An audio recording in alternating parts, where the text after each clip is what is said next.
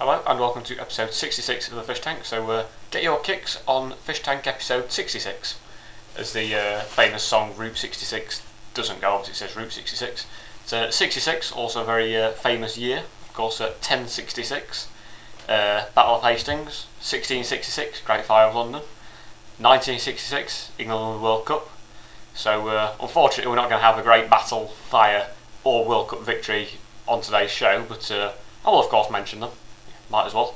There are of course things to do with 66. I suppose there are 66, that's enough for 6 football teams, so I could possibly on one Fish Tank sort of show the highlights of a 6-team football game perhaps, but or football tournament rather, but that someone could be crowned the winner of. But there you go. On last week's show I actually asked some questions out to people as to what the great perks were in your job and whether or not you exploit and all that kind of thing. So some of the best answers I got was one from Jimbo, says that he gets free tickets to go watch Sheffield Wednesday play.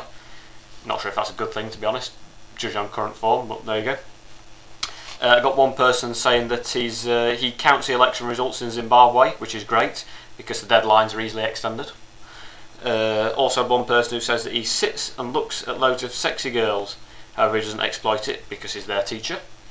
And one person said he plays football for England, which is great.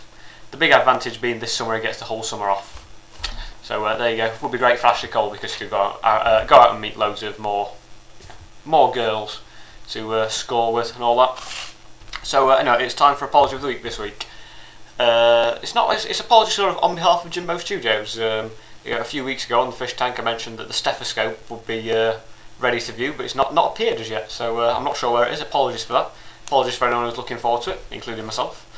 And also, how far afield can a fish go? The poster for that's still not fully been produced yet, so we'll just have to sit and wait on that.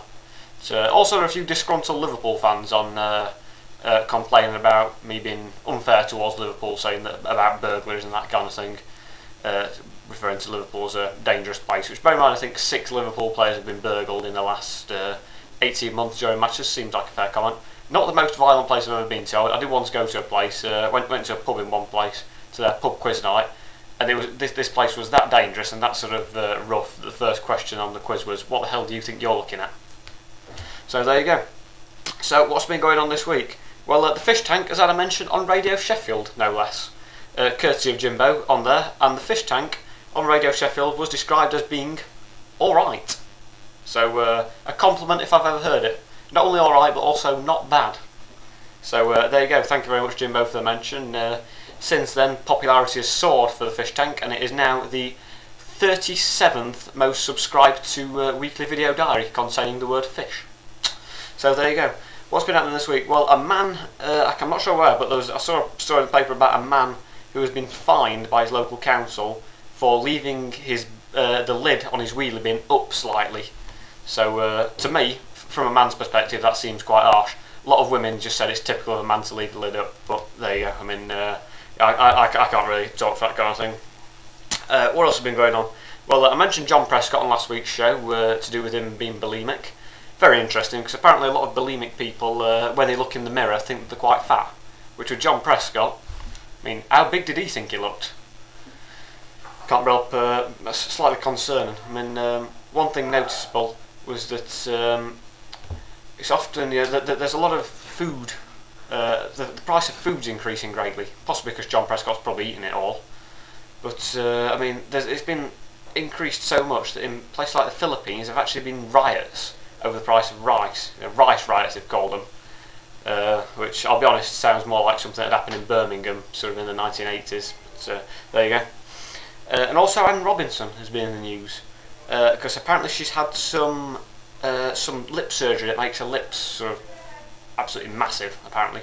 So interesting to see more pictures of the way they come along. I mean, it's also been in the news quite recent because she's got a divorce. She's left her husband, or she's about to get a divorce. She's left her husband and has been seen with another man. So I'm not sure who the lucky man is.